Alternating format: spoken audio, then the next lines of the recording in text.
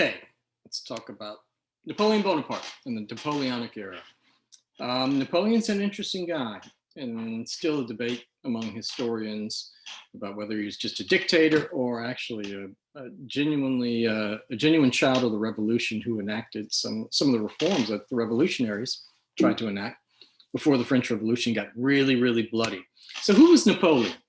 He's got an interesting name. You can see it's kind of an Italian name, but he becomes French because the island of Corsica became French, was taken over by French. So he became by France. He became a French citizen. He was a product of the revolution.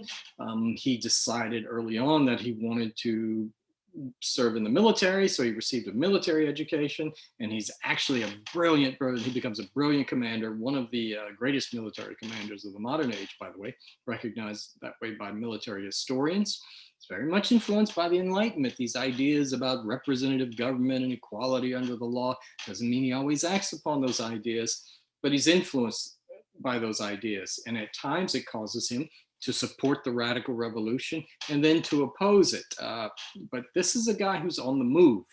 He knows how to rise in ranks in the military and into the French political system. He knows who to talk to. He knows who to support. He knows how to make connections that lead to a successful career and also survival, by the way, because a lot of people die in the revolution, of course. His first wife is Josephine. I don't know if you've heard of Josephine Beauharnais, but he's going to marry later on. And these are just some of the key events in his life as a military commander: protecting Toulon, fighting the Brits. He protected the Directory in 1795, and he actually conquered Italy. Successful campaigns in Italy. He wasn't as successful in Egypt. The French Navy has a hard time beating the British Navy. The British Navy tends to beat the French Navy. Admiral Nelson was the British commander at that time. But what's interesting about his campaign in Egypt, when the French tried to take over Egypt, was he brought along a number of people, including scholars, and they took back home. They stole a bunch of artifacts from Egypt, by the way. One of the things they found was the Rosetta Stone, which you can see in the British Museum today.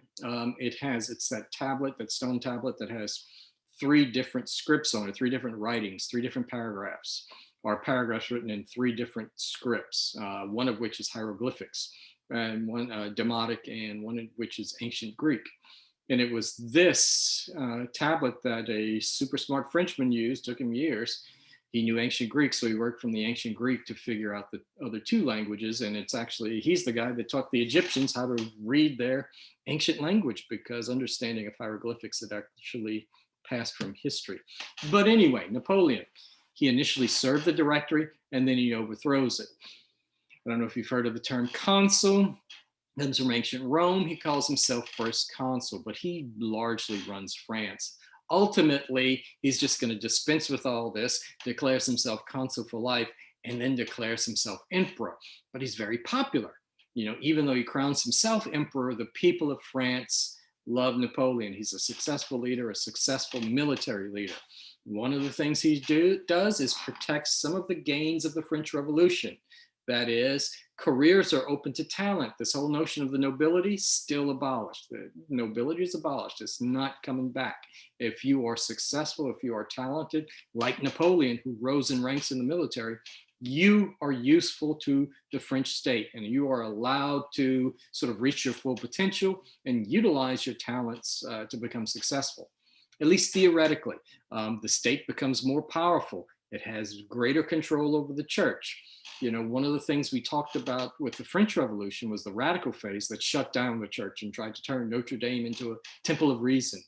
Well, the papacy and the French were not on speaking terms. What Napoleon does is try to reach an agreement with the papacy, something known as the Concordat, in which the Pope recognizes this French national church. The church is still a national church, but the papacy, the Pope makes peace with it, and sort of earns Napoleon a lot of respect from the people.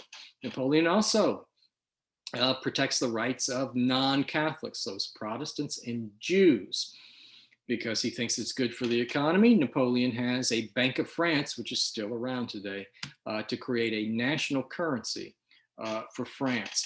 One of the important achievements of Napoleon is the Napoleonic Code. It's a new French legal system that guarantees property rights and protects equality under the law. You know, it's for the middle class. You have a lot of rights for businesses. Women don't really receive too many rights in there. In fact, women are pretty much subordinate to their husbands and are second-class citizens. So much for gains that a number of feminists, a number of women had hoped for. It doesn't happen under Napoleon. So equality under the law is really equality for men under the law.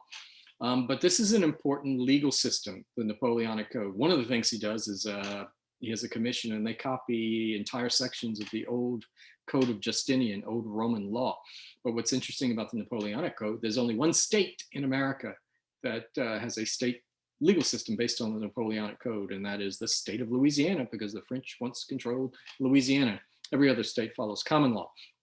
Another thing Napoleon did was he increased the number of secondary schools, lycées, as they're called in France, secondary schools, public schools, to educate the French, because he wants talented people to be educated. And he increases the number of universities. He employs people on public works programs like building roads, building bridges. It gives people jobs, gives them a little bit of money. But let's not forget, he's a bit of a dictator. The press cannot say whatever it wants. And he has snoops and spies all over and a secret police wandering around France looking for people to make sure things don't get out of hand or people don't question his rule. But he remains a very popular figure until the end. One of the things that happens at this time is that there is going to be a successful slave rebellion. It's the first successful and largest slave rebellion in the Western Hemisphere. It happens on the island of Haiti, Saint-Domingue, as it's called at that time. It's run by the French. It was very, very profitable. The white population who works the slaves are outnumbered by slaves. There's also a very large free people of color. There's a Creole population there. That is, Creoles are people who are of European descent, but born in the New World, that is, born outside of Europe. The lives of slaves and even free people of color who were supposed to have a lot of rights similar to whites, they're regulated by a black code. And what ultimately happens is a slave revolt occurs. People want equal rights. Remember, there are these ideas that come out of the revolution. There are ideas that come out of the American Revolution about freedom. So you see leaders emerging like Toussaint Louverture and others like André Rigaud, Jacques Dessalines, a number of different leaders. Now, the rebellion is going to be put down, but it actually revives itself. And ultimately, the French decide to give up on Saint-Domingue, to give up on Haiti. And so you end up having a successful slave rebellion in Haiti. And Napoleon gives up on the idea of controlling colonies in the New World. And this is when Napoleon sells Louisiana to the United States of America in what was just an awesome land deal, property sale for the United States. But back to Napoleon. Napoleon is a warrior. Napoleon is ultimately going to defeat all the major powers of Europe, the Austrians, the Prussians, and the Russians. He defeats them in battle, turns Europe, reorganizes Europe, creates a number of satellite states, puts relatives on the throne in a number of these places. He eliminates this crazy thing that has been around for centuries called the Holy Roman Empire. He turns it into the Confederation of the Rhine, and a much smaller territory. But he can't defeat the British. The French Navy cannot defeat the British. Another loss, the Battle of Trafalgar. I don't know if you've been to London with Admiral Nelson and Trafalgar Square in London to commemorate that victory over the French. But here's the new map of Europe. As I said, there is no Holy Roman Empire here. You can see France has extended its boundaries into Belgium, into the Netherlands, into Italy, into Eastern Europe. Spain is here. Napoleon has a brother on the throne of Spain. Poland had disappeared. Napoleon creates the Duchy of Warsaw. So he's reorganizing Europe to suit his interests. And he has French troops stationed throughout Europe. Most people do not like having the troops of a foreign power stationed on their lands. It's not something that typically people like having or like seeing. I don't think Americans would like seeing troops in uniform, having special rights and privileges in America, troops from another country doing that. Others didn't. Now, Napoleon actually decided, once we conquer you, you're abolishing feudalism. You're abolishing these privileges of the nobles. You are going to support equality under the law.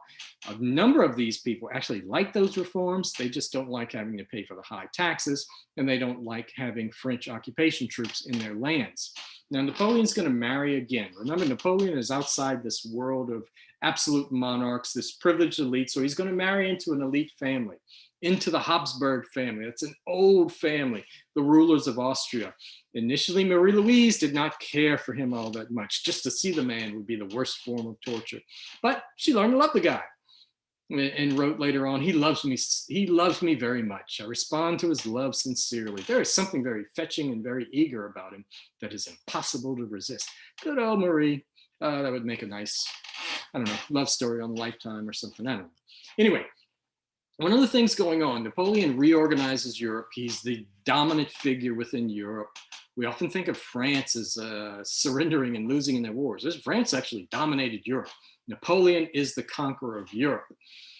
He can't beat the Brits, so what he comes up with is something he calls a continental system, economic warfare against Britain.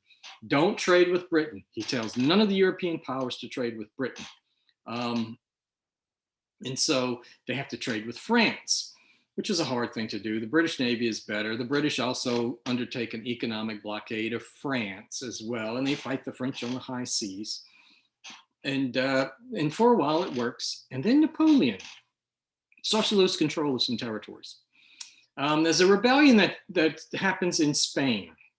It's going to require over 200,000 troops to intervene in this. And the French actually never are able to really control and stop this rebellion. The Spanish use a lot of hit and run tactics called guerrilla warfare. Hit and run tactics are called guerrilla warfare. So they don't take on the French directly. They use, sort of like the American colonists fighting the British at times. Prussia by this time is going to figure out ways to make itself more militarily powerful. You see the rise of nationalism in a number of places. What are we doing with these French troops here? We need to kick out the French. So there's a lot of resentment building against Napoleon. The first successful revolt against Napoleon's rule occurred in Spain, where he had a hard time maintaining control, but it's going to spread elsewhere. And this whole economic warfare against Britain doesn't work well. European countries begin to trade with Britain. In particular, the Russians trade with Britain, and Napoleon says, I'm going to punish you for trading with Britain. He creates this grand army to invade Russia. Russia is a massive territory, but this grand army, 600,000 troops, that's a huge army. He invades Russia. A couple of early battles, you may have read about Borodino, kind of a draw, but the French continue to advance. One of the things about Russia is that it is huge. The Russians can simply retreat. There's a lot of land to retreat to. So the Russians retreat and they burn everything as they retreat, essentially not giving anything for the French to live on, no land to live off. It's hard to feed an army of 600,000. They were supposed to live off the conquered lands in Russia. They couldn't. It was destroyed by the Russians. Napoleon moves into Moscow, takes off into Moscow, but Moscow is ablaze. The Russians set it on fire. Essentially, when you take someone else's capital, what would usually happen is that country would surrender and you would work out some sort of peace terms. The Russians don't surrender. They just leave Napoleon there. Winter sets in. People start freezing, frostbite. People freeze to death. And all of a sudden, all these troops that Napoleon once had start to wither away, and the Russians counterattack. And Napoleon has to retreat from Russia. He retreats and he retreats. And along the way, the Prussians intervene, the Austrians intervene, and the Brits intervene to go after Napoleon. They see that he's weak, so he begins to be attacked. He loses at the Battle of Leipzig in 1830, goes back to France, and the Quadruple Alliance invades France, and Napoleon is going to be forced to abdicate, and he's sent to an island called Elba in the Mediterranean. Meanwhile, the Allies decide, let's go to Vienna and figure out a peace treaty. We'll restore the King of France. They put King Louis XVIII on the throne. Remember, Louis XVI died. So did Louis's son, who would have been Louis XVII. He died in the French Revolution. They count him as Louis XVII. So the next Louis And apparently, if you're French and you're king of France, you have to be called Louis, is Louis the 18th. So while all this is going on, the Allies are meeting in Vienna. Napoleon escapes from Elba. He goes to southern France. Louis the 18th actually sends troops to arrest him. Instead, those troops side with Napoleon. This is something known as the 100 Days of Napoleon, where Napoleon escapes Elba, gathers an army in France, and goes on the warpath again. And so what happens is Prussia and Britain decide we have to stop him again. And the British are going to be the first to face Napoleon in Belgium at a place called Waterloo, with the famous Battle of Waterloo, which is a brutal, brutal battle. The British lines are holding against the French, and the Prussians show up just in time. And the combined efforts of Britain and Prussia defeat the French under Napoleon. Napoleon's going to be captured, sent to an island in the South Atlantic, a dreary, dreary island called St. Helena. And as I said, there are a lot of interpretations of Napoleon. Was he a dictator? Was he enlightened because he promoted equality under the law? Still a big debate. He was a popular figure. But when we look overall at this, we see the French Revolution breaking out. It is a much more radical and bloody affair, with well over 1 million people dying. In France and in these wars combined, it is a bloodbath that happens because of the French Revolution. It's not really as neat and tidy as the American Revolution. And what does it accomplish? We'll talk about that in a later lecture.